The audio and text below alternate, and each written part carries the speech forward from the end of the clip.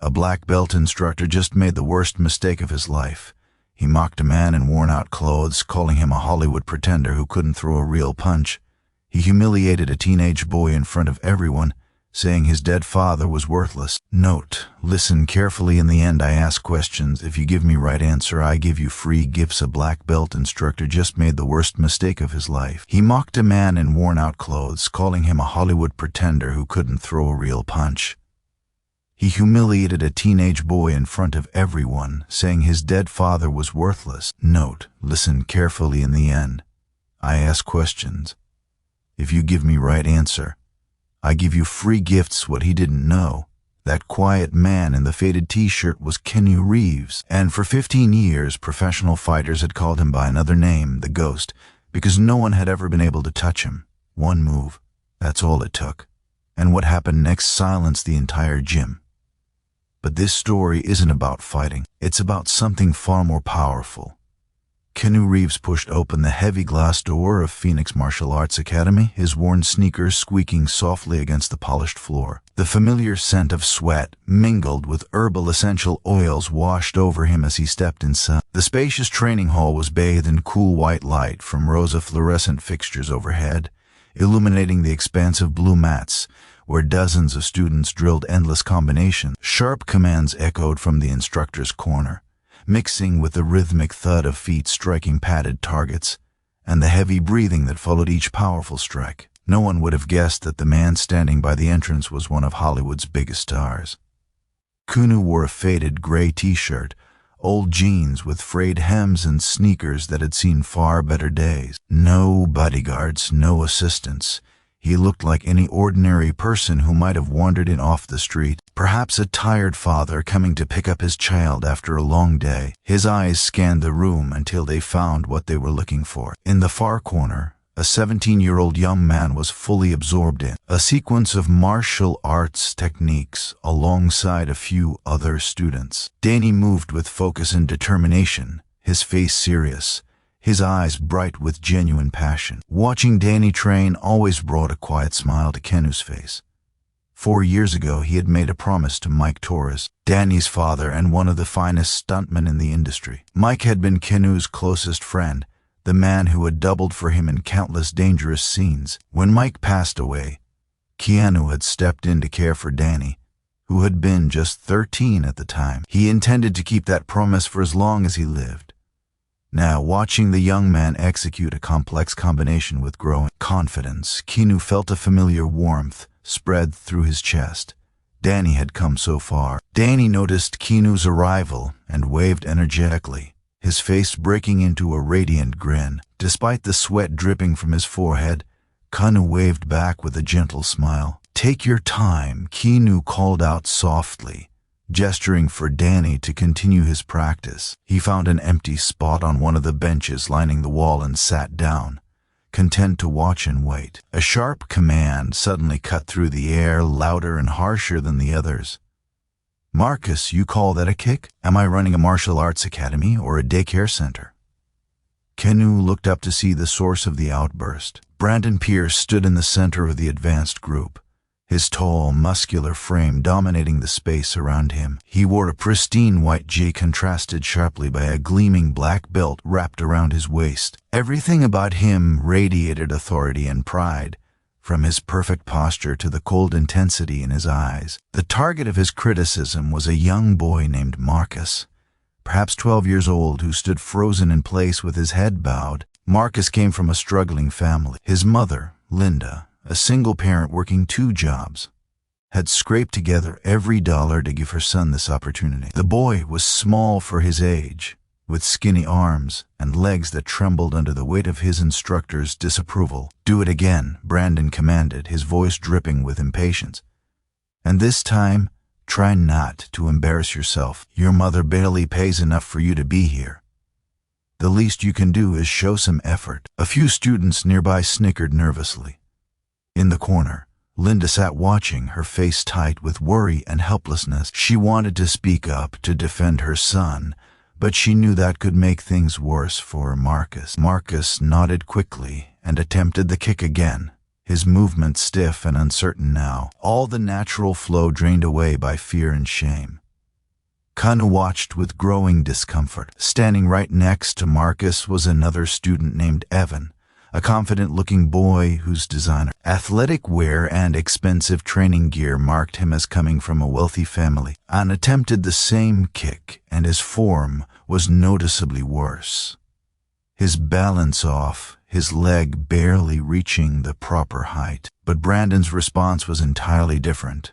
"Good effort, Evan," the instructor said, patting the boy gently on the shoulder. "Take your time.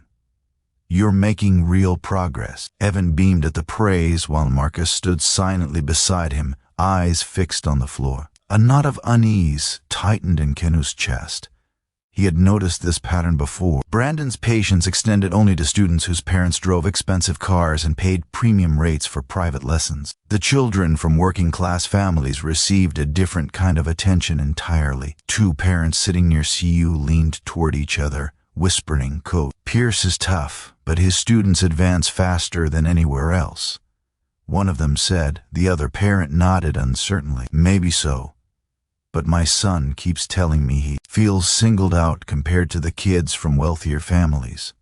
Kenyu listened in silence, his heart growing heavier with each word. Brandon's gaze swept across the room and landed on Keanu. Recognition flickered in his eyes, followed immediately by a smirk of contempt. He turned to an assistant instructor standing nearby, speaking loudly enough for his voice to carry across the training floor. "Well, look at that. The John Wick star himself here to pick up his little orphan project." Brandon let out a mocking laugh. "Funny, isn't it? On screen, he's this unstoppable assassin. Hundreds of kills, never misses a shot. But in real life, I bet the man couldn't throw a proper punch if his life depended on it. That's Hollywood for you. All special effects and camera tricks, no real substance." The assistant instructor chuckled nervously. A few students who overheard the comment laughed along, though some looked uncomfortable. Kenyu heard every word. His expression remained unchanged, calm and unreadable. But his hands rested still on his knees. He made no move to respond, no sign that the words had any effect on him at all. Brandon seemed almost disappointed by the lack of reaction. He shrugged and turned his attention back to the students. A moment later, his voice rang out again, this time directed at Danny. "Danny, what was that? You expect to test for your green belt next month with sloppy technique like that?" Kenyu's attention snapped toward his ward. Danny stood frozen in the middle of the training floor, his eyes wide at the harsh reprimand. The joy that had been on his face moments ago evaporated instantly. Brandon walked closer to Danny, making sure his voice carried across the entire room. "You know what your problem is, Danny? You think having some rich Hollywood celebrity as your guardian makes you special? You walk around here like you belong, but let me remind you of something." He paused, a cruel smile forming on his lips. The room fell silent. "Your father was just a stuntman," Brandon continued, his voice cold and deliberate. "Mike Torres. He spent his career falling off buildings and crashing through windows so that people like Keanu Reeves could look good on camera. That was his contribution to the world. And how did that end? He died on a film set doing someone else's dirty work." Dai's face went white. His entire body stiffened as if he had been struck. Brandon stepped even closer, lowering his voice just enough to make it feel more intimate, more cutting. "And now here you are living off the guilt of the man your father died working for. You're not special, Danny. You're a charity case, a reminder of someone else's mistake. That's your legacy. A borrowed life built on pity." The words hung in the air like poison. Several students exchanged shocked glances. Even some of the parents who had been indifferent before now looked uncomfortable. Danny stood motionless, his hands trembling at his sides.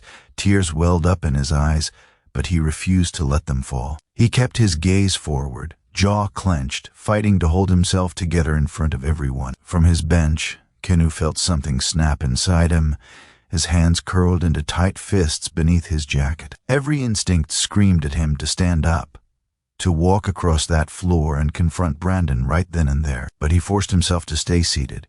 He forced himself to breathe. Causing a scene would only make things harder for Danny. It would give Brandon exactly what he wanted. Still, watching the boy he loved being publicly humiliated, watching Mike's son being mocked for his father's sacrifice. That cut deeper than any insult Brandon could have thrown at him directly. Brandon seemed satisfied with the effect of his words. He straightened up and spoke in a louder voice. "If you want to prove you belong here, you need to work 3 times harder than everyone else, because right now you're wasting everyone's time. Do you understand me?" Danny nodded quickly, his voice barely a whisper. "Yes, sir." "Then act like it." Brandon turned and walked away without another word, leaving Danny standing alone in the middle of the floor. The silence that followed was suffocating. The training session continued for another 15 minutes, but the atmosphere had changed. Several students glanced at Danny with sympathy. Others avoided looking at him entirely. Brandon moved through the room as if nothing had happened, dispensing praise to the wealthy students and criticism to everyone else. Finally, he called an end to the session. Students bowed and began gathering their belongings. Parents rose from the benches, some whispering among themselves about what they had just witnessed. Danny jogged over to Kenyu, forcing a smile onto his face. His eyes were still red, but he was trying hard to pretend everything was fine. "Hey, Kenyu, ready to go?" Keanu stood and wrapped an arm around Danny's shoulders, pulling him close. "You did well out there. I'm proud of you." Dai's forced smile wavered for just a moment before he steadied it again. "Thanks. Come on, let's grab some pizza, that place you like with the deep dish." Dai's face brightened slightly. "Really? Really?" As they turned toward the exit, Kenyu glanced back one final time. Brandon stood in the center of the training floor, arms crossed over his chest, watching them leave. A smirk played at the corners of his mouth, a silent message of contempt and challenge. Kenyu held the gaze for a long moment. His expression remained calm, but something shifted behind his eyes, something cold and resolute. Then he turned and guided Danny out the door. Walking across the parking lot, Danny looked up at Kenyu. "You okay? You seem quiet." Kenyu placed a hand on Danny's shoulder. "I'm fine. Just thinking about what?" Kenyu opened the car door and paused. He looked back at the academy one more time, then turned to Danny with a gentle but serious expression about the fact that some things shouldn't be ignored forever. Danny looked confused but climbed into the car without asking more questions. As Kenyu started the engine and pulled out of the parking lot, he made a silent promise. He had watched this injustice unfold for too long. He had stayed quiet because he didn't want to cause problems for Danny, but there were limits to silence, and Brandon Pierce had just crossed every single one of them. The next day, Keanu returned to Phoenix Martial Arts Academy earlier than usual. He had barely slept the night before, his mind replaying Brandon's cruel words over and over again. The way Danny had stood there trembling, trying so hard not to cry. The way Brandon had smiled while tearing apart everything Danny held dear about his father. This time, Kenyu chose a seat in a far corner of the room, partially hidden behind a group of parents. He wanted to observe without drawing attention, to see with his own eyes exactly what Danny and the other students endured on a daily basis. What he witnessed was worse than he had imagined. The class began with its usual energy. The sound of kicks and determined shouts reverberated through the room, filling the space with the familiar rhythm of martial arts training. But amid the excitement, Kenyu quickly noticed something was deeply wrong. Brandon Pierce stood in the center of the expansive blue mats, his pristine white GI and gleaming black belt marking him as the undisputed authority in the room. He paced among the students like a general inspecting his troops, his cold eyes scanning each face with calculating precision. "Marcus." Brandon's voice cut through the air like a whip. "How many times do I have to teach you the same move? Do you think the discount your mother gets on tuition means you can learn at a discount pace too?" Marcus froze mid-kick, his small body stiffening at the harsh words. The boy attempted the technique again, his movements now rigid with fear rather than flowing with confidence. In the corner, Linda watched her son with eyes full of pain. She gripped the edge of her seat, knuckles white, wanting desperately to say something, but knowing that speaking up might make things worse for Marcus. Meanwhile, just a few feet away, Evan executed the same kick with noticeably poor form. His balance was off, his leg barely reached the proper height, and his stance was completely wrong. Brandon walked over and patted Evan on the shoulder. "Excellent work, Ian. Your father mentioned you've been practicing at home. It really shows. Keep it up." Ian beamed with pride while Marcus stood silently nearby, his head bowed in shame. Kenyu felt his jaw tighten. The favoritism was blatant, almost theatrical in its obviousness. Brandon was not even trying to hide it anymore. Then Brandon did something that made Kenyu's blood run cold. He stopped in the middle of the training floor and raised his voice so that everyone in the room could hear him clearly. "Listen up, everyone. I want to share something important with all of you." He paused, making sure he had the attention of every student and parent. Martial arts is not a game. It requires serious investment, time, money, resources, dedication that comes from having proper support at home. He began pacing slowly, his words deliberate and measured. The students who excel here come from families that understand this, families that can provide the right environment, the right equipment, the right opportunities. That's just reality. Brandon stopped and looked directly at the section where the scholarship students sat, including Danny. "Those who don't have these advantages need to understand something. You're already starting from behind. If you can't keep up, maybe this isn't the place for you. I'm not running a charity, I'm building champions." A few wealthy parents nodded in agreement, seemingly pleased with Brandon's philosophy. But across the room, the parents of students on financial aid sat in stunned silence, their faces a mixture of anger and helplessness. Linda's eyes glistened with unshaded tears. She had sacrificed so much to give Marcus this opportunity, working double shifts, skipping meals, all so her son could have a chance to learn discipline and confidence. And now she was watching him be publicly humiliated for her poverty. Kenyu's hands curled into fists beneath his jacket. This was not just casual bias anymore. Brandon was openly declaring his belief that a person's worth was determined by their bank account. The class continued and Brandon made his way toward Danny. The room seemed to grow quieter as he approached, as if everyone sensed what was coming. "Danny," Brandon said, his voice carrying that familiar tone of condescension. "I see your technique hasn't improved since yesterday. Still sloppy, still unfocused." Danny stood at attention, his jaw tight. "I've been practicing, sir." "Have you?" Brandon circled around Danny slowly like a predator examining prey. "You know what I think your problem is? You've gotten comfortable. You think because you have a famous guardian, you don't have to work as hard as everyone else." "That's not true, sir. I work just as hard as—" "Don't interrupt me." Brandon's voice turned sharp. He stopped directly in front of Danny, his eyes cold and merciless. "You know, I've been thinking about what I said yesterday about your father." Brandon's voice grew louder, ensuring everyone in the room could hear. Mike Torres, the stuntman. Dai's face went pale. His hands began to tremble at his sides. "Your father spent his entire career falling off buildings and crashing through windows," Brandon continued, each word dripping with contempt. "Broke his bones so that movie stars like Keanu Reeves could look heroic on screen. That was his life's work, being someone else's body double, someone else's sacrifice." The room fell completely silent. Several students exchanged uncomfortable glances. Even some of the wealthy parents looked taken back by the cruelty of the words. Brandon stepped closer to Danny, lowering his voice just enough to make it feel more intimate, more cutting. "And how did that end? He died on a film set, didn't he?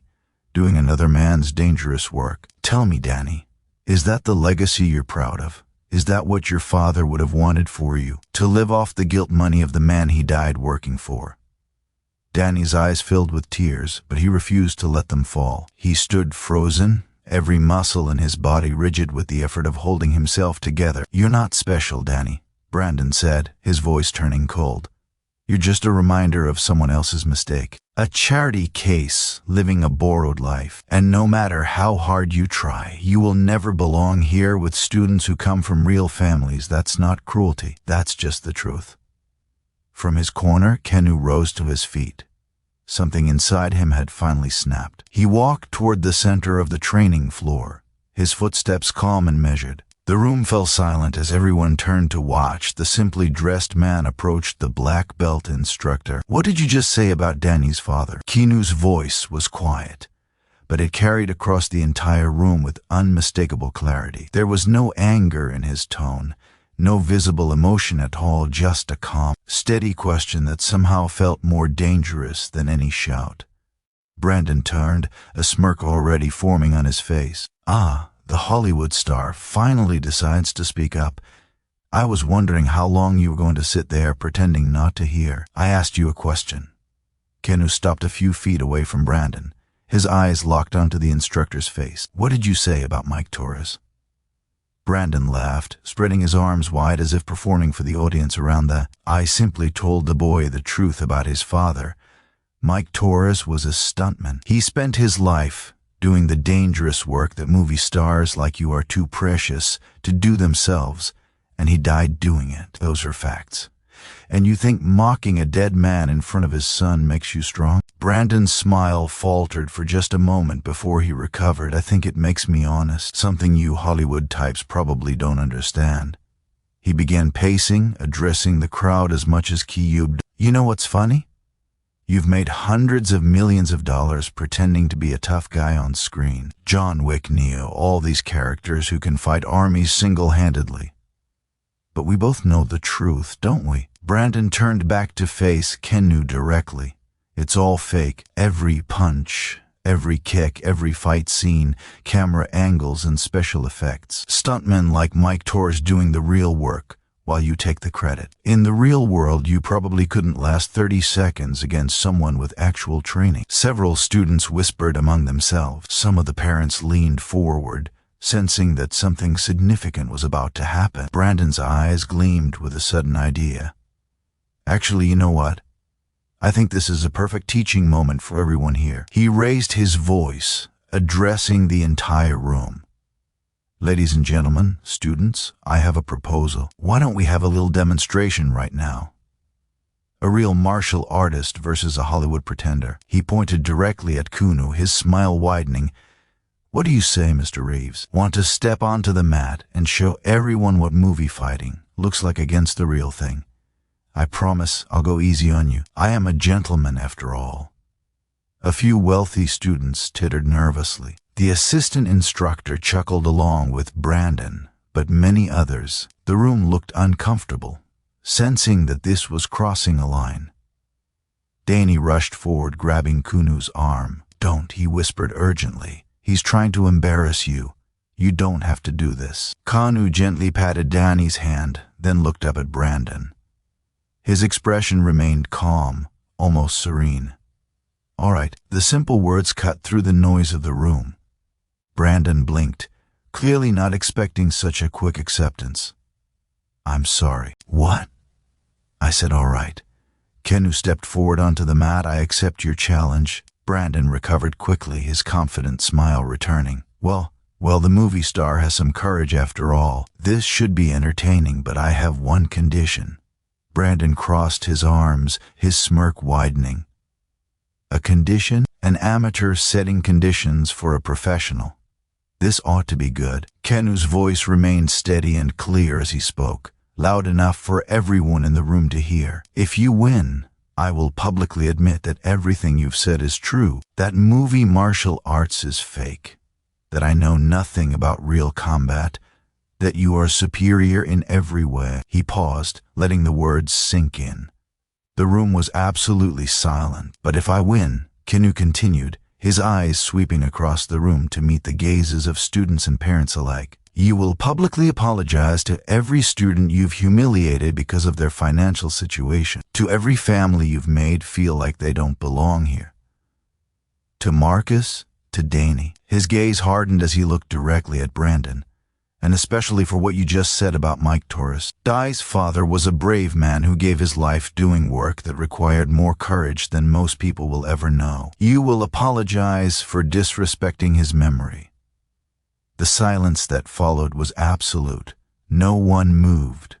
No one breathed. Linda pressed her hand against her mouth, tears streaming down her face. After all these months of watching her son be humiliated, someone was finally standing up. Marcus stared at Kenyu with wide eyes, something like hope flickering across his young face for the first time in a long while. Several students from working-class families exchanged glances. They had endured Brandon's contempt in silence for so long. Now someone was actually challenging him. Danny stood frozen, his heart pounding. Part of him wanted to beg Kenyu to stop, to walk away before he got hurt. But another part of him, the part that's still ADHD from Brandon's cruel words about his father, desperately wanted to see this happen. Brandon's expression had shifted. The easy confidence was still there, but something else flickered behind his eyes. He glanced around at the crowd, at all the faces watching him, waiting for his response. His pride would not allow him to back down. Not in front of everyone. Not when this actor had just challenged him so publicly. "Fine," Brandon said, his voice cold and hard. "I accept your condition, though I have nothing to apologize for since everything I've said is true." He turned to address the crowd, spreading his arms wide. "The match will take place tomorrow afternoon. Everyone is invited to attend. I will demonstrate once and for all the difference between a real martial artist and a man who plays pretend for a living." Brandon looked back at Kenyu, his smile sharp and predatory. "I hope you know what you're getting into, Mr. Reeves. This isn't a movie set. There won't be any stuntmen to take the fall for you this time." Kenyu met his gaze without flinching. "Tomorrow, then." As the crowd erupted in excited whispers, Danny rushed to Kenyu's side. "What are you doing?" Dai's voice was barely above a whisper, his eyes wide with fear. "He's a black belt. He's been training his whole life. You're going to get hurt." Kenyu placed both hands on Danny's shoulders and looked him directly in the eyes. "Danny, listen to me. Sometimes we can't stay silent. Sometimes standing up for what's right means taking a risk. But this isn't your fight. You don't have to." "Yes, I do." Kenyu's voice was gentle but firm. "What he said about your father was unforgivable. Mike was one of the bravest men I ever knew. I'm not going to stand by and let someone disrespect his memory." Danny searched Kenyu's face, looking for any sign of doubt or fear. Instead, he found something he had never seen before, a quiet confidence that seemed to come from somewhere deep within, a certainty that went beyond mere bravado. "Don't worry about me," Kenyu said softly. "I know what I'm doing." There was something in those words, something in the way Kenyu said them that made Danny pause. He realized in that moment that there was much about this man he didn't know, secrets that Kenyu had kept hidden all these years. As they walked out of the academy together, Danny glanced back one final time. Brandon stood in the center of the training floor, surrounded by students and parents discussing the upcoming match. The instructor caught Danny's eye and smiled, a cold, triumphant smile. But Danny noticed something else. Beneath the confidence, beneath the arrogance, there was a flicker of something in Brandon's eyes, something that almost looked like doubt. That night, Kenyu sat alone in his modest home on the outskirts of Los Angeles. It was not a mansion. There was no swimming pool, no sprawling garden, no tennis court, just a small, comfortable house with worn furniture and shelves filled with books. It was all he needed. It was all he had ever wanted. The city lights flickered in the distance through the window, casting a soft glow across the darkened living room. Kenyu held a glass of water in his hands, untouched, as his mind drifted to places he had long tried to avoid. Brandon's words echoed in his memory. The cruel things he had said about Mike. The way Danny had stood there fighting back tears, trying so hard to be strong. The smug satisfaction on Brandon's face as he tore apart a dead man's legacy in front of his own son. Kenyu closed his eyes and let out a slow breath. Very few people knew the truth about him. To the world, he was simply an actor, a man who pretended to fight on screen, who learned choreographed moves for movie scenes, who relied on stuntmen and camera tricks to look impressive. That was the image everyone had of him, and he had never bothered to correct it. But the reality was very different. For more than 15 years, Kenyu had trained in real martial arts with some of the best instructors in the world. Not for movies, not for show, but because something deep inside him needed it. Judo, Brazilian Jiu-Jitsu, Muay Thai, Krava. He had devoted thousands of hours to mastering these disciplines, training in private gyms far from the cameras and the press. The instructors and fighters who had sparred with him over the years had given him a nickname. They called him the Ghost, because in training no one could touch him. He moved like a shadow, evading strikes with precision that seemed almost supernatural. His reflexes were honed to the point where he could read an opponent's intentions before they even moved, but he had kept this part of himself hidden. He never competed publicly. He never showed off his skills. When interviewers asked about his martial arts training for films, he always downplayed it, giving credit to his stunt coordinators and training partners. He preferred it that way. He had never sought fame for his fighting abilities. There was a reason for that, a painful reason that went back 4 years. Kenyu stood up and walked to the bookshelf. His hand reached for an old photograph in a simple wooden frame. He held it up to the dim light and stared at the image. It showed 2 men standing on a film set, arms around each other's shoulders, grinning at the camera. One was Ku, the other was Mike Torres. Mike had been more than a stuntman. He had been Ku's closest friend in the industry, perhaps his closest friend anywhere. They had met on a film set 12 years ago, and something had clicked immediately.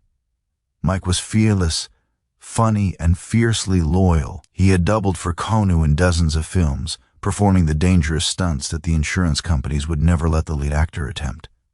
But more than that, Mike had been a training partner. They had spent countless hours together in the gym, pushing each other, challenging each other, growing stronger together.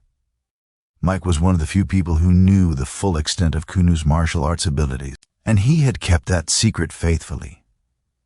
They had shared hundreds of meals together, thousands of conversations. Mike had told Kenyu about his son Danny, about his dreams for the boy's future, about how he was saving money to send Danny to the best schools. Kenyu had watched Danny grow from a small child into a young teenager through the photos Mike proudly showed him. And then 4 years ago, everything had changed. Kenyu's grip tightened on the photograph as the memories came flooding back. He could still see it so clearly. The film set in New Mexico, the stunt that was supposed to be routine. Mike hanging from a harness 40 feet above the ground, ready to perform a fall that he had done dozens of times before. But something went wrong. The harness failed. The safety cable snapped and Mike fell. Kenyu had been standing just 30 feet away when it happened. He heard the snap of the cable, heard the gasps of the crew, and then he was running faster than he had ever run in his life. He reached Mike just seconds after he hit the ground. His friend was still alive, but barely. Blood pooled beneath his head. His breathing was shallow and ragged. His eyes, usually so full of life and humor, were glazed with pain. Keanu had knelt beside him, cradling his friend's head, screaming for medics who were already rushing over, but would arrive too late. Mike had looked up at him, and with what seemed like his last ounce of strength, he had spoken. "Danny," Mike whispered, his voice barely audible. "Take care of Danny for me. Promise me, Kenyu. Promise me." "I promise," Kenyu had said, tears streaming down his face. "I promise, Mike, I'll take care of him." Mike had smiled then, just slightly, and his eyes had closed. He was gone before the medics reached them. Kenyu set the photograph down gently, his hands trembling slightly. Even after 4 years, the memory still felt like a fresh wound. After Mike's death, Kenyu had nearly destroyed himself. He had refused all film offers, locked himself away in his house, and spent weeks drowning in guilt and grief. He kept thinking that it should have been him on that harness. He was the one the stunt was meant to represent. If he had insisted on doing it himself, if he had been braver, Mike would still be alive. He had considered quitting Hollywood entirely, walking away from everything, and disappearing somewhere no one would ever find him. The fame, the money, the career he had built over decades. None of it meant anything without his friend. But then he had remembered his promise. Danny, Mike's son, had been 13 years old when his father died. His mother had abandoned the family years earlier, and with Mike gone, Danny had no one. He had been placed in a foster home, alone and grieving, with no idea what would become of his future. Kenyu had found him there 3 weeks after Mike's funeral. The boy had been sitting in a corner of the common room, not talking to anyone, just staring at the wall. When Kenyu walked in, Danny had looked up, and for a moment, Kenyu had seen Mike's eyes looking back at him. He had taken Danny home that same day. The legal process had taken months, but Kenyu had never wavered. He had made a promise to his dying friend, and he intended to keep it for the rest of his life. In the years since, Danny had become like a son to him. Kenyu had watched him grow from a grieving child into a determined young man. He had supported Danny's interest in martial arts, encouraged his studies, and tried his best to be the father figure the boy deserved. But he had also kept parts of himself hidden. He had never told Danny about his own martial arts training, about the skills he had developed over 15 years of dedicated practice.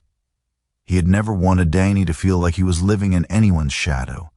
He wanted the boy to find his own path. Now, standing alone in his living room, Keanu realized that the time for hiding was over.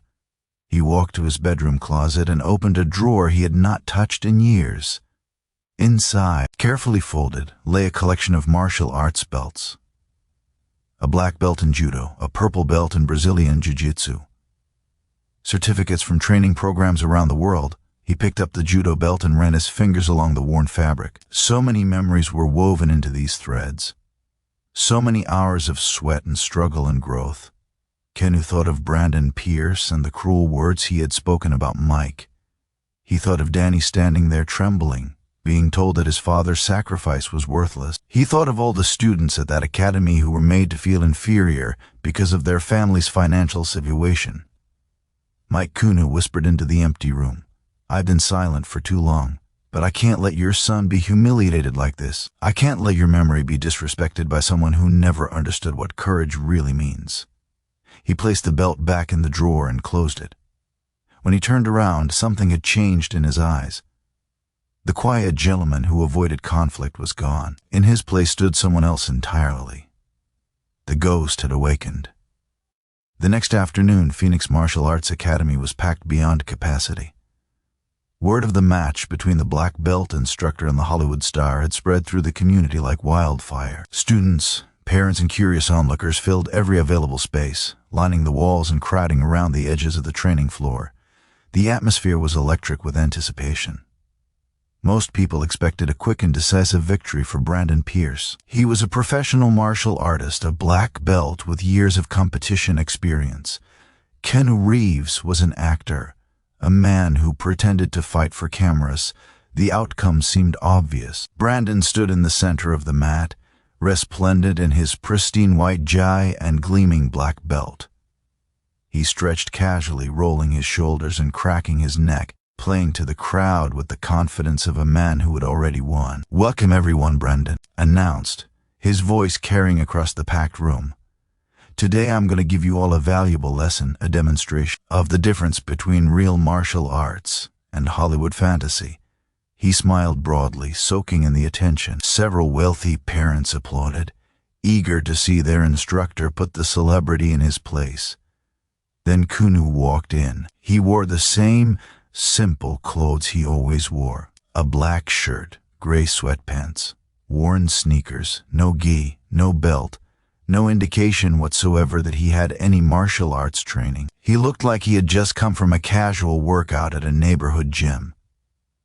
A few snickers rippled through the crowd. Someone whispered, "He's really going to fight dressed like that." Another voice said, "This is going to be embarrassing." But Danny, standing at the edge of the mat with his heart pounding, noticed something different about Kenyu. There was a stillness to him, a focused calm that seemed almost unnatural. His movements as he walked toward the center of the mat were fluid and precise, each step placed with deliberate intention. Brandon's smile widened as Kenyu approached. "Mr. Reeves, I have to admit, I'm impressed you showed up. I thought you might have come to your senses overnight." Kenyu said nothing. He simply walked to the center of the mat and stood facing Brandon, his expression unreadable.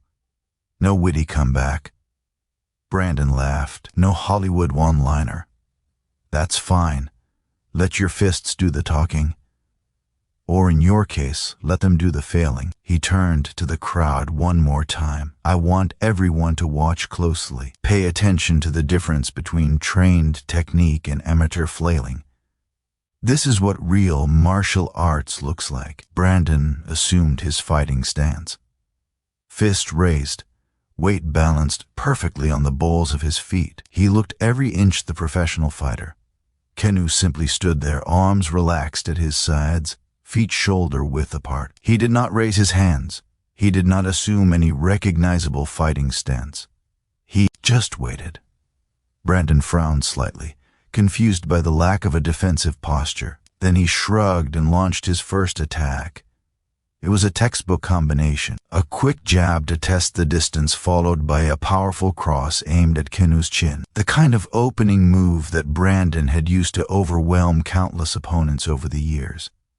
Neither punch landed. Kenyu shifted his weight almost imperceptibly, and the jab sailed past his cheek by less than an inch. The cross followed, and Kenyu simply turned his head slightly, letting the fist whistle past his ear. Brandon blinked, surprised but quickly recovered. He pressed forward with a more aggressive combination. Left hook, right uppercut, front kick to the midsection. Every strike missed. Kenyu moved like war, flowing around each attack with minimal effort. He did not block. He did not parry. He simply was not where the strikes were aimed. His feet barely seemed to move.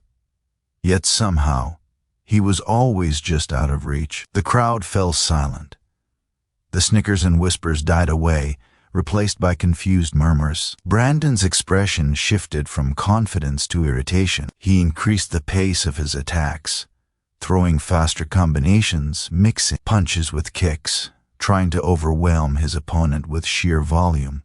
None of it worked. For every strike Brandon threw, Kenyu had an answer. A slight lean, a small step, a subtle turn of the shoulders. Each movement was precise, economical, and devastatingly effective. Brandon's fists and feet cut through empty air again and again. 5 attacks, 10 attacks, 20 attacks. Not a single one made contact. Sweat began to bead on Brandon's forehead. His breathing grew heavier. The easy confidence that had radiated from him moments ago was crumbling, replaced by something that looked almost like panic. Linda leaned toward the parent next to her, her eyes wide with disbelief.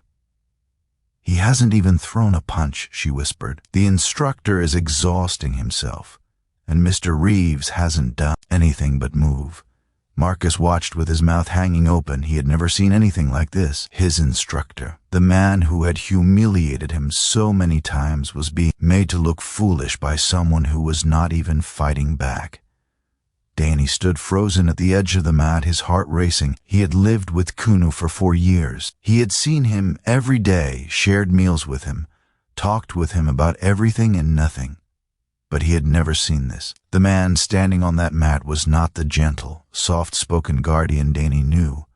This was someone else entirely. Someone with eyes like ice, movements like smoke, and a presence that seemed to fill the entire room. In that moment, Danny understood that Kenyu had been hiding something extraordinary all along, a secret that went far deeper than Danny had ever imagined. Brandon stopped his assault, breathing heavily, and stared at Kenyu with a mixture of confusion and growing fear. "What the hell are you?"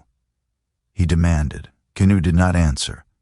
He simply stood there, calm and still, waiting for whatever came next. A black belt instructor just made the worst mistake of his life. He mocked a man in worn-out clothes, calling him a Hollywood pretender who couldn't throw a real punch. He humiliated a teenage boy in front of everyone, saying his dead father was worthless. Note, listen carefully. In the end, I ask questions. If you give me right answer, I give you free gifts. A black belt instructor just made the worst mistake of his life. He mocked a man in worn-out clothes, calling him a Hollywood pretender who couldn't throw a real punch. He humiliated a teenage boy in front of everyone, saying his dead father was worthless. Note, listen carefully. In the end, I ask questions. If you give me right answer, I give you free gifts. The tension in the room had reached its breaking point. Brandon stood in the center of the mat, breathing heavily, sweat dripping from his forehead. He had thrown dozens of attacks, every technique in his arsenal,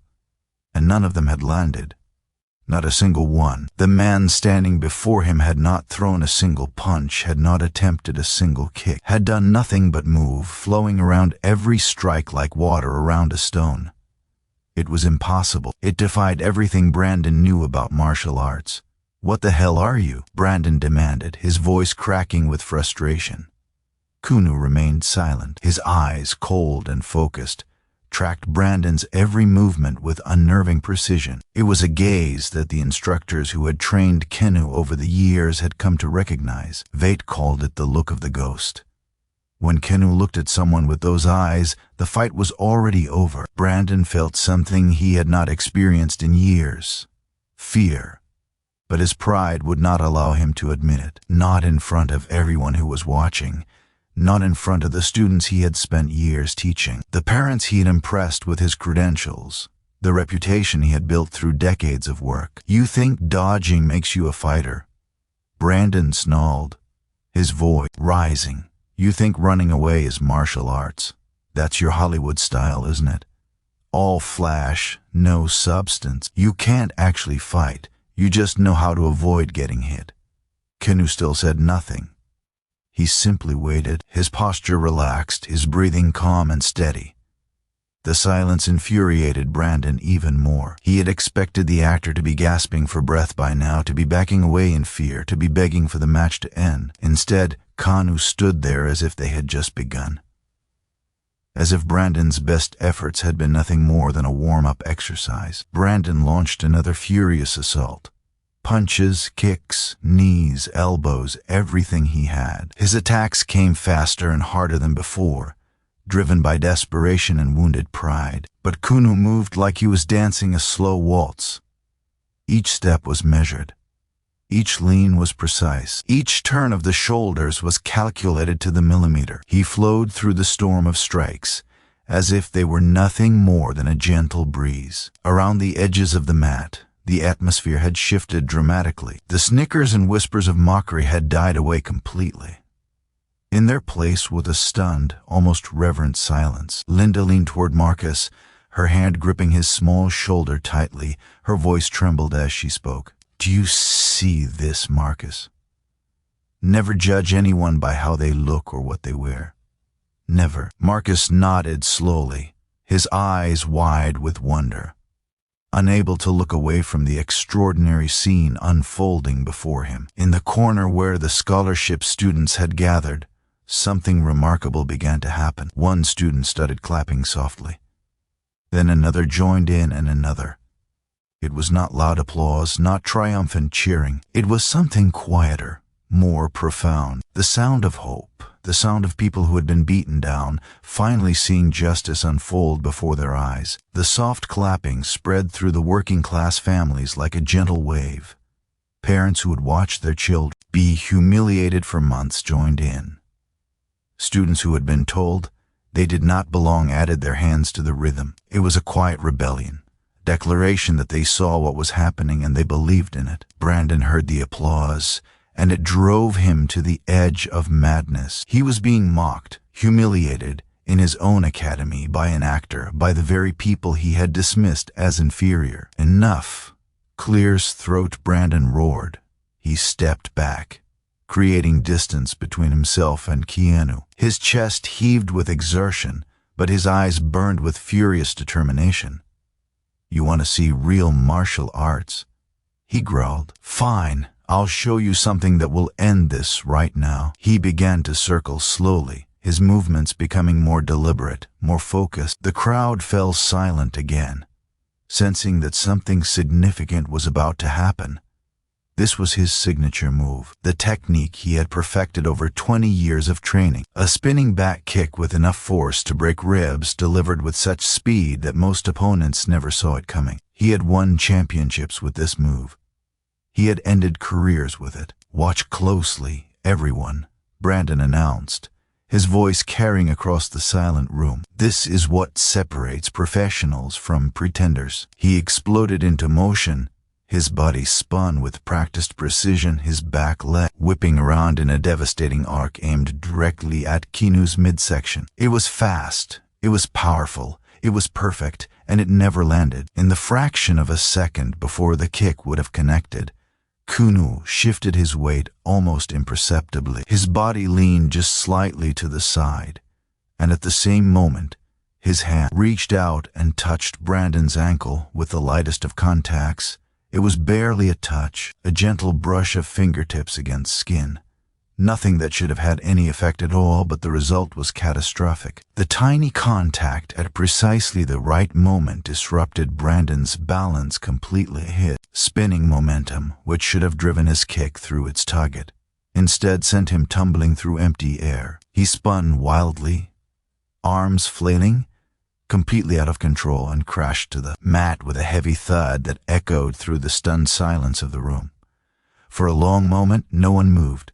No one breathed. The entire academy stood frozen, unable to process what they had just witnessed. Brandon lay on his back, staring up at the ceiling with wide, uncomprehending eyes. His mind struggled to understand what had happened. One moment, he had been executing his most powerful technique. The next, he was on the ground, defeated by what appeared to be nothing more than a gentle touch. He tried to rise, but his legs would not cooperate. They trembled beneath him, refusing to support his weight. It was not physical injury that kept him down. It was something far worse, the complete and utter destruction of everything he had believed about himself. The silence stretched on, thick and suffocating. Brandon looked around the room from where he lay. The faces of the wealthy parents who had always praised him now showed shock and disappointment. The students who had feared and respected him stared with confusion and something that looked almost like relief. And the families he had looked down upon, the ones he had dismissed as inferior because of their financial status, they watched him with an expression he had never expected to see. Pity. They felt sorry for him. The realization cut deeper than any defeat. Then from the edge of the mat, Danny stepped forward. His voice trembled slightly, but it carried across the room with surprising clarity. "Do you know who he is?" Danny asked, looking around at the stunned faces of students and parents. "Do any of you know who you've been watching?" No one answered. They were all too shocked to speak. Danny walked toward the center of the mat, his eyes bright with a mixture of pride and emotion. Kenyu isn't just an actor who learned some moves for movies. He's been training in real martial arts for over 15 years. Judo, Brazilian Jiu-Jitsu, Muay Thai, Krav Maga, with some of the best instructors in the world. He paused, letting the words sink in. The people who train with him have a name for him. They call him the Ghost because in all those years of sparring, no one has ever been able to touch him. Not once. Not ever. Murmurs rippled through the crowd. People pulled out their phones, fingers flying across screens as they searched for information. Within seconds, gasps of recognition began to emerge. "Oh my God," someone exclaimed. "There are videos of him training with professional fighters. Look at this. He has a black belt in judo," another voice added, reading from their screen.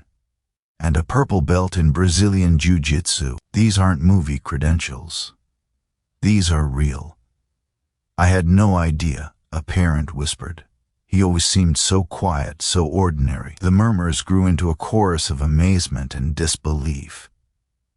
The man they had dismissed as a Hollywood pretender, the man Brandon had mocked and challenged with such confidence, was in fact one of the most skilled martial artists most of them would ever encounter. Brandon still lay on the mat, the sounds of revelation washing over him. Each new discovery, each exclamation of surprise felt like another blow to his already shattered pride. He had spent his entire life building himself up as an expert, looking down on others, believing that his black belt and his trophies made him superior, and now he lay defeated on the floor of his own academy, brought down by a man who had not even bothered to throw a punch. Kenyu walked slowly toward Brandon, his footsteps soft against the mat. The room fell silent again, everyone watching to see what would happen next, but Kenyu did not gloat. He did not mock or humiliate. Instead, he lowered himself to one knee, bringing his face level with Brandon's. When he spoke, his voice was quiet, meant only for Brandon, but somehow audible to everyone in the hushed room. "You didn't lose because you're weak, Brandon. Your technique is solid. Your physical conditioning is impressive. You've clearly dedicated years to your training." Brandon looked up, surprised by the absence of contempt in Kenyu's tone. "You lost because you couldn't see past your own arrogance." Kenyu continued, When you look at people and judge them by their clothes, their bank accounts, their social status, you stop seeing who they really are. You create blind spots. You make assumptions that have nothing to do with reality. He paused, letting the words settle. Every person you dismissed, every student you humiliated because their family couldn't afford premium fees, every child you made feel worthless because of circumstances beyond their control. You weren't just hurting them. You were limiting yourself. You were building walls around your own understanding of the world. Brandon's eyes began to glisten. For the first time, perhaps in his entire adult life, he felt the weight of his own cruelty reflected back at him. The greatest martial artists I've ever known, Kenyu said, weren't the ones with the most trophies or the highest ranks. They were the ones who understood that true strength has nothing to do with dominating others. True strength is about lifting people up, not pushing them down. A tear rolled down Brandon's cheek. He did not wipe it away. Mike Torres, Danny's father, was one of the bravest men I ever knew. Kenyu continued, his voice softening. He didn't have fame or fortune. He spent his career doing dangerous work so that others could shine. And he did it with pride, with skill, and with a generosity of spirit that most people will never understand. Kenyu looked directly into Brandon's eyes. You dishonored his memory today. You tried to make his sacrifice sound worthless. But the truth is, Mike Torres had more courage in his little finger than most people have in their entire bodies. And his son Danny had inherited that same spirit. Brandon lowered his head, unable to meet Kenyu's gaze any longer. The tears were flowing freely now, dropping onto the mat beneath him. I'm not here to destroy you, Brandon, Kenyu said, rising to his feet. I'm here to remind you of something you seem to have forgotten. We're all just people, all of us, rich or poor, famous or unknown, champion or beginner. None of those labels define our worth as human beings. He extended his hand toward Brandon. The question is, what will you do now that you remember? Brandon stared at the offered hand for a long moment. Everything he had built, every wall he had constructed around his ego, every assumption he had made about his own superiority, it had all come crashing down in the span of a few minutes. But as he looked at Kenyu's outstretched hand, he realized something. This was not a gesture of dominance. It was an invitation, a chance to become something better than what he had been. Slowly, hesitantly, Brandon reached up and took Kenyu's hand. The room, which had been holding its breath, suddenly erupted. Applause broke out from every corner of the academy. It started with the students from working-class families, the ones who had suffered Brandon's cruelty the most. Linda was clapping, tears streaming down her face. Marcus was clapping beside her, his young eyes shining with wonder. Danny was clapping, pride and emotion overwhelming him. And then the applause spread. Parents who had witnessed the injustice but said nothing joined in. Students who had benefited from Brandon's favoritism but felt uncomfortable about it added their voices. Even some of Brandon's most loyal supporters found themselves clapping, moved by something they could not quite explain. They were not just applauding Kenyu's victory. They were applauding the lesson that had unfolded before their eyes. A lesson about humility, about respect, and about the danger of judging others by superficial standards. Brandon stood on shaky legs, supported by Kenyu's firm grip. He looked around at the applauding crowd, at the faces of people he had wronged, and felt something crack open inside his chest. It was not a pleasant feeling. It was painful, raw, and deeply uncomfortable. But it was also, he realized, the beginning of something new. The applause gradually faded, leaving behind a silence that felt different from before. It was not the tense, suffocating silence of confrontation. It was something softer, more contemplative, the silence of people processing what they had just witnessed. Brandon stood in the center of the mat, still supported by Kenyu's steady grip. His legs felt weak, his mind scattered. Everything he had believed about himself, everything he had built his identity upon, lay in ruins around him. He looked at the faces surrounding him.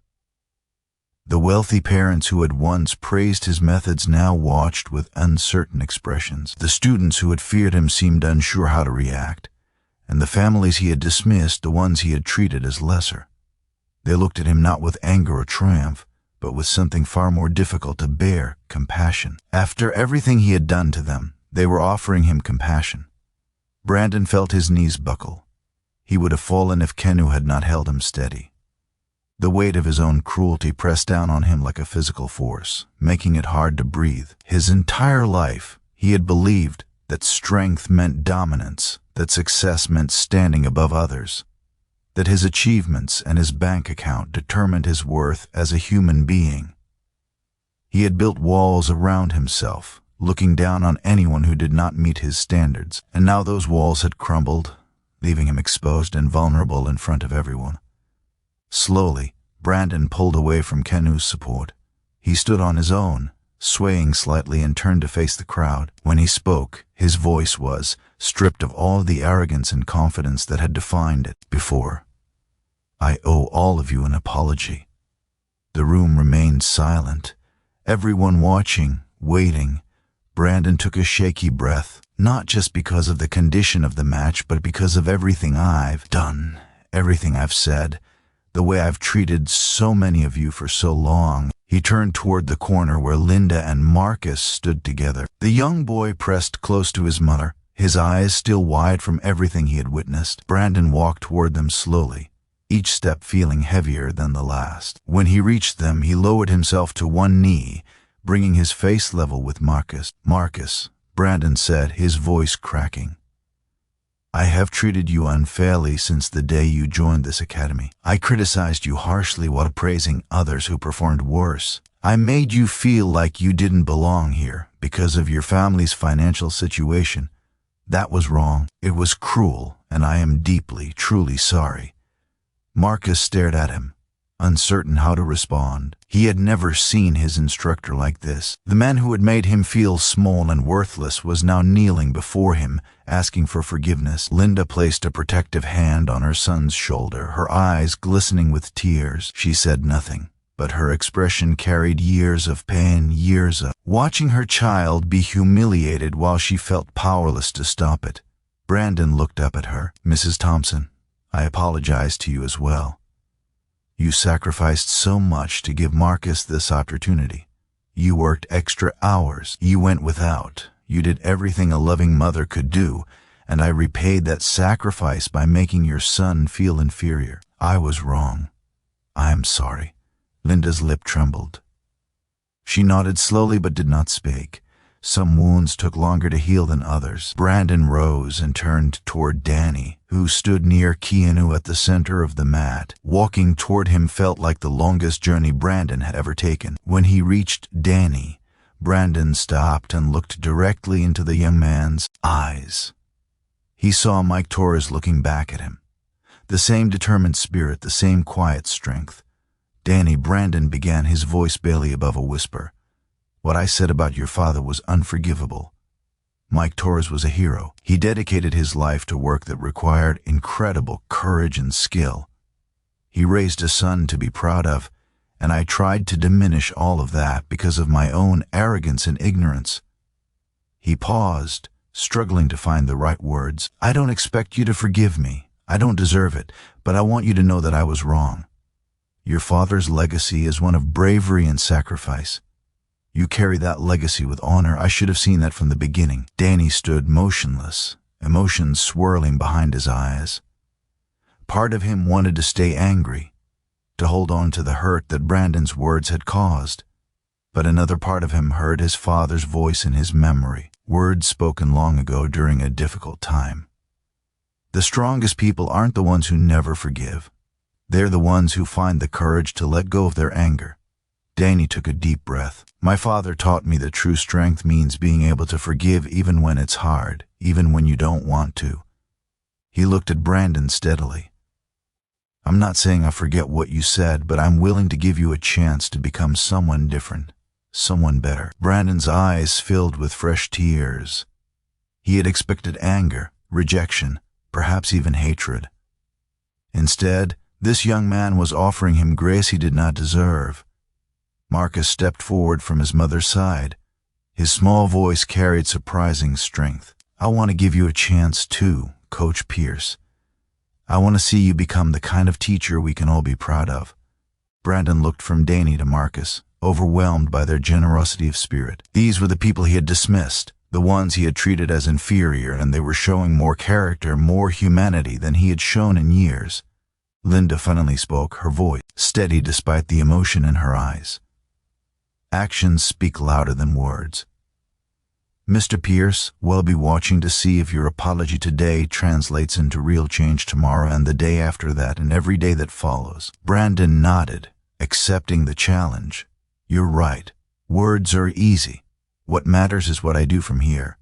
He turned back to address the entire room, his voice growing stronger. I've made a decision. After what happened today, I don't think I deserve to stand in front of this academy as an instructor. I'm going to resign from my position effective immediately. Gasps rippled through the crowd. This was not what anyone had expected. Kenyu stepped forward, placing a hand on Brandon's shoulder.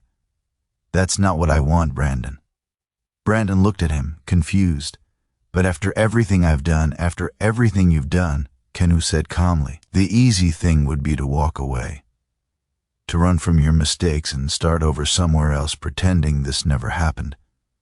But that wouldn't help anyone. Not you, not the students, not the families who depend on this academy. He paused, making sure Brandon was listening. You have skills, Brandon. You have knowledge. You've built something here that matters to a lot of people. But you've been using those gifts in the wrong way.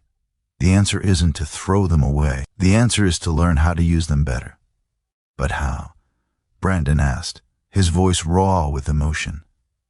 How do I become someone different after spending my whole life being this way? Kenyu smiled gently. The same way you learn martial arts, one step at a time, one day at a time, with patience, with humility, and with the willingness to admit when you're wrong. He looked around at the students and parents watching them. When I lost my friend Mike, I nearly gave up on everything. I thought about walking away from my career, from my life, from everything I had built. But then I remembered the promise I made to him, and I realized that running away wouldn't honor his memory. The only way to honor him was to become better, to use whatever gifts I had to help others. Kenyu turned back to Brandon. You made mistakes. Serious ones. But the measure of a person isn't whether they've made mistakes. It's what they do after they recognize those mistakes.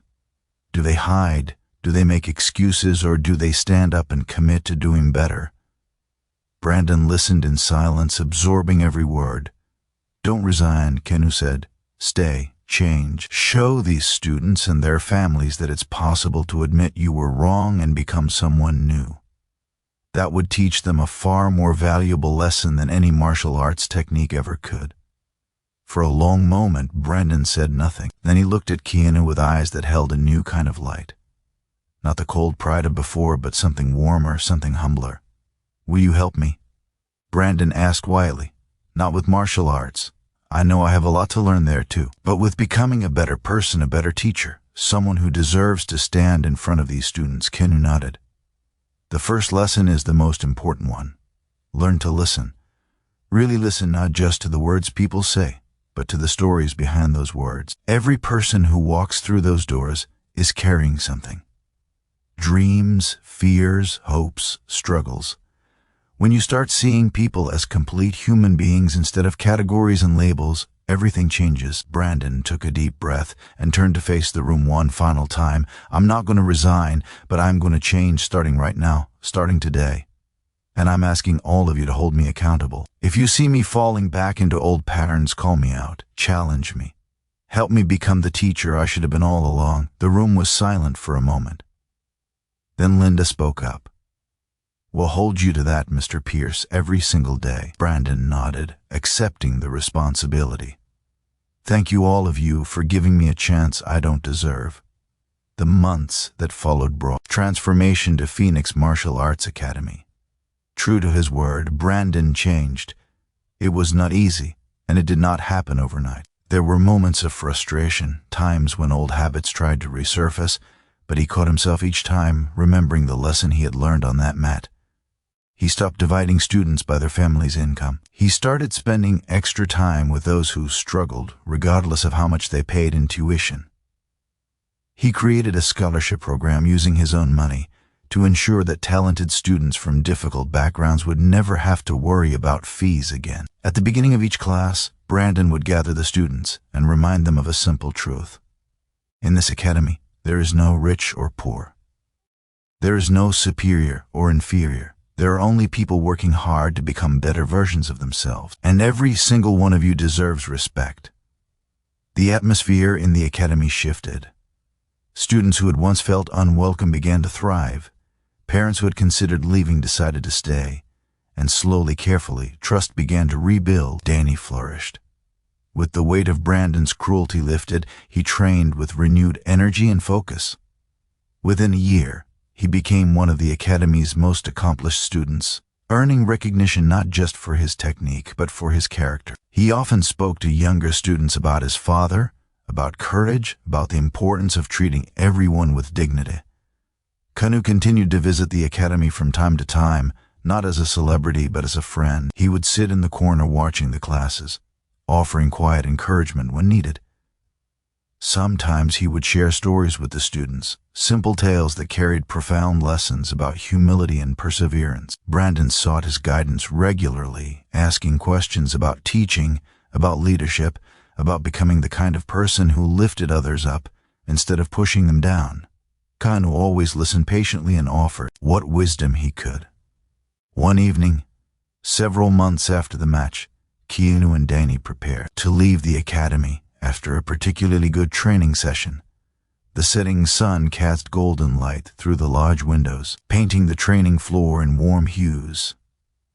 Danny paused at the door and looked back at the room where so much had changed. Then he turned to Keanu with a question that had been on his mind for a long time. "Kenyu, why did you never tell anyone about your martial arts training? All those years you kept it hidden. You let people think you were just an actor who learned choreography for movies. Why?" Keanu smiled softly, his eyes distant for a moment, as if looking at something far away. "Your father asked me something similar once. We were training together, and I had just finished a sparring session where I performed pretty well. Mike looked at me and said, 'You could compete professionally if you wanted to. You could be famous for this. Why don't you?'" Danny leaned in, eager to hear the answer. "I told him what I'll tell you now." Kenyu continued. "The strongest people I've ever met weren't the ones who showed off their strength. They were the ones who used it quietly to protect others, to help those who needed it, to make the world a little bit better without asking for recognition or applause." He placed a hand on Diva's shoulder. "Fame doesn't define who we are. Trophies and titles and rankings, they're just labels. What really matters is how we treat the people around us, especially the ones who have nothing to offer us in return. That's the true measure of a person." Danny nodded slowly, the words settling deep into his heart. "Dad used to say something like that too. He said the real heroes aren't the ones on movie posters. They're the ones who do the right thing when no one's watching." Kenyu smiled. "Your father was a wise man and a brave one. I see so much of him in you, Danny. He would be incredibly proud of who you're becoming." Dan's eyes glistened, but he smiled through the emotion. "I hope so. I'm trying to live the way he would have wanted me to treat people with respect, to stand up for what's right, to never judge anyone by things that don't matter." "Then you're already honoring his memory," Keanu said. Every single day they stepped out of the academy together into the warm evening air. Behind them, the sounds of training continued. Students calling out counts, feet striking mats, the rhythm of discipline and growth. Danny looked up at Kenyu. "Thank you for everything. For keeping your promise to my dad, for standing up for me, for showing me what real strength looks like." Kenyu wrapped an arm around Dan's shoulders as they walked toward the parking lot. "Thank you for letting me be part of your life. It's been one of the greatest honors of mine." As they reached the car, Danny glanced back at the academy one final time. Through the windows, he could see Brandon working with a group of students, patient and encouraging, a different man than the one who had stood on that mat months ago. "Do you think people can really change?" Danny asked. "Like completely change who they are?" Kenyu considered the question carefully. "I think everyone has the capacity to change, but it requires something difficult. It requires looking at yourself honestly, acknowledging your mistakes and making the choice to be better every single day. Not everyone is willing to do that, but the ones who are, They can become almost unrecognizable from who they used to be. He opened the car door but paused before getting in. The world is full of people who made terrible mistakes and then went on to do incredible good, and it's full of people who started with every advantage and ended up causing great harm. Our past doesn't determine our future. Our choices do. Danny climbed into the car, carrying those words with him like a gift. As Kenyu started the engine and pulled out of the parking lot, the sun dipped below the horizon, painting the sky in shades of orange and purple. Another day was ending. But for so many people whose lives had been touched by what happened at Phoenix Martial Arts Academy, it felt like something new was just beginning. The story of what happened that day spread through the community and beyond. People talked about the match, about the lesson, about the unexpected grace that had unfolded in that ordinary academy on an ordinary afternoon. Some who heard the story were inspired to examine their own prejudices. Others reached out to people they had wronged, seeking reconciliation, and many simply carried the message forward, sharing it with friends and family as a reminder of what truly matters in life. Because in the end, this story was never really about martial arts. It was never about who could throw the hardest punch or execute the most impressive kick. It was about the courage to stand up against injustice, the humility to admit when we are wrong, the strength to forgive those who have hurt us, and the wisdom to understand that every person we meet is fighting battles we cannot see. We all make judgments. We all form opinions based on appearances, on assumptions, on the limited information available to us.